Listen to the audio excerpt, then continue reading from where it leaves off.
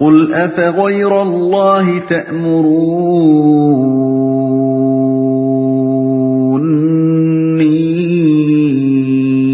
أعبد أيها الجاهلون۔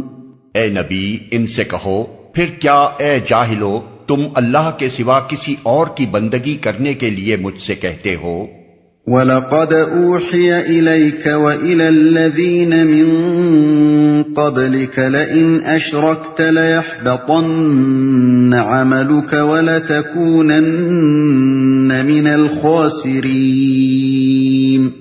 یہ بات تمہیں ان سے صاف کہہ دینی چاہیے، کیونکہ تمہاری طرف اور تم سے پہلے گزرے ہوئے تمام انبیاء کی طرف یہ وحی بھیجی جا چکی ہے کہ اگر تم نے شرک کیا تو تمہارا عمل ضائع ہو جائے گا اور تم خسارے میں رہو گے، تمہارا عمل ضائع ہو جائے گا۔ یعنی شرک کے ساتھ کسی عمل کو عمل صالح قرار نہیں دیا جائے گا، اور جو شخص بھی مشرک رہتے ہوئے اپنے نزدیک بہت سے کاموں کو نیک کام سمجھتے ہوئے کرے گا، ان پر وہ کسی اجر کا مستحق نہ ہوگا اور اس کی پوری زندگی سراسر زیاں کاری بن کر رہ جائے گی۔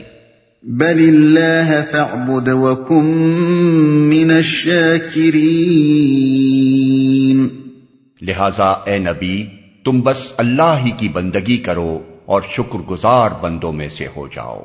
وما قدر اللہ حق قدره والارض جميعا قبضته يوم القيامة والسماوات مطويات بيمينه سبحانه وتعالى عما يشركون۔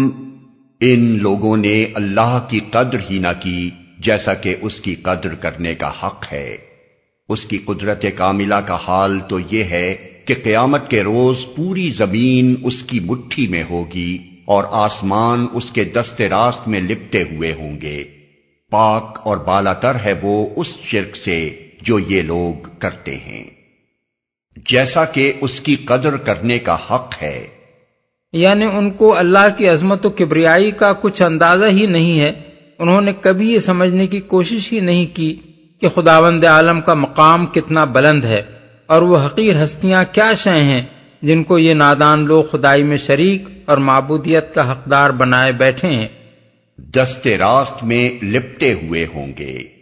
زمین اور آسمان پر اللہ تعالیٰ کے کامل اقتدار و تصرف کی تصویر کھینچنے کے لیے مٹھی میں ہونے اور ہاتھ پر لپٹے ہونے کا استعارہ استعمال فرمایا گیا ہے۔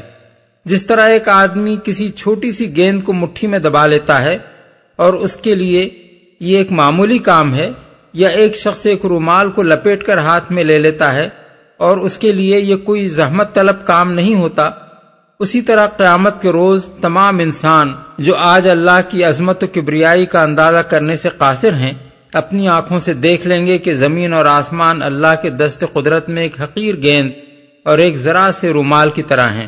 مسند احمد، بخاری، مسلم، نسائی، ابن ماجہ، ابن جریر وغیرہ میں حضرت عبداللہ بن عمر اور حضرت ابو ہریرہ کی روایات منقول ہوئی ہیں کہ ایک مرتبہ نبی صلی اللہ علیہ وسلم ممبر پر خطبہ ارشاد فرما رہے تھے۔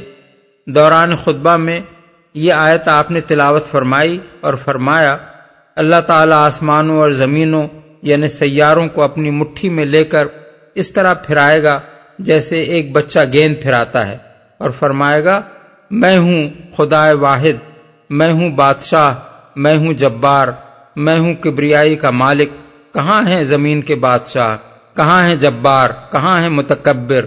یہ کہتے کہتے حضور پر ایسا لرزہ طاری ہوا کہ ہمیں خطرہ ہونے لگا کہ کہیں آپ ممبر سمیت گر نہ پڑیں۔ اس شرک سے جو یہ لوگ کرتے ہیں، یعنی کہاں اس کی یہ شان عظمت و کبریائی اور کہاں اس کے ساتھ خدائی میں کسی کا شریک ہونا۔ وَنُفِخَ فِي الصُّورِ فَصَعِقَ مَن فِي السَّمَاوَاتِ وَمَن فِي الْأَرْضِ إِلَّا مَن شَاءَ اللَّهُ ثُمَّ نُفِخَ فِيهِ أُخْرَى فَإِذَا هُمْ قِيَامٌ يَنظُرُونَ۔ اور اس روز سور پھونکا جائے گا اور وہ سب مر کر گر جائیں گے جو آسمانوں اور زمین میں ہیں سوائے ان کے جنہیں اللہ زندہ رکھنا چاہے۔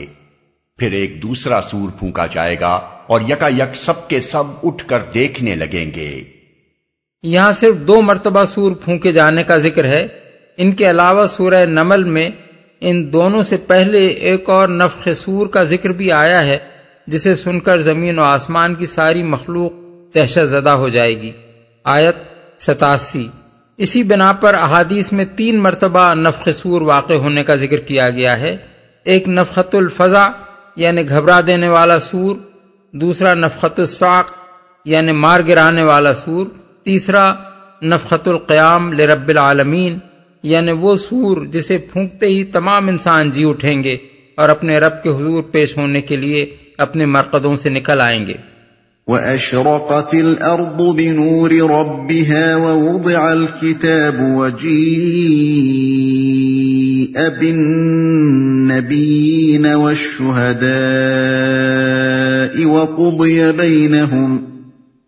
وَقُضِيَ بَيْنَهُم بِالْحَقِّ وَهُمْ لَا يُظْلَمُونَ وَوُفِّيَتْ كُلُّ نَفْسٍ مَّا عَمِلَتْ وَهُوَ أَعْلَمُ بِمَا يَفْعَلُونَ۔ زمین اپنے رب کے نور سے چمک اٹھے گی، کتاب اعمال لا کر رکھ دی جائے گی، انبیاء اور تمام گواہ حاضر کر دیے جائیں گے، لوگوں کے درمیان ٹھیک ٹھیک حق کے ساتھ فیصلہ کر دیا جائے گا اور ان پر کوئی ظلم نہ ہوگا، اور ہر متنفس کو جو کچھ بھی اس نے عمل کیا تھا اس کا پورا پورا بدلہ دے دیا جائے گا۔ لوگ جو کچھ بھی کرتے ہیں اللہ اس کو خوب جانتا ہے۔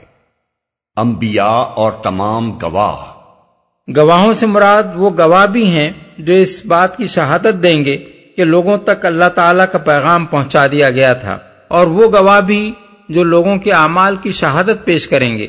ضروری نہیں ہے کہ یہ گواہ صرف انسان ہی ہوں، فرشتے اور جن اور حیوانات اور انسانوں کے اپنے اعضاء اور در و دیوار اور شجر و حجر سب ان گواہوں میں شامل ہوں گے۔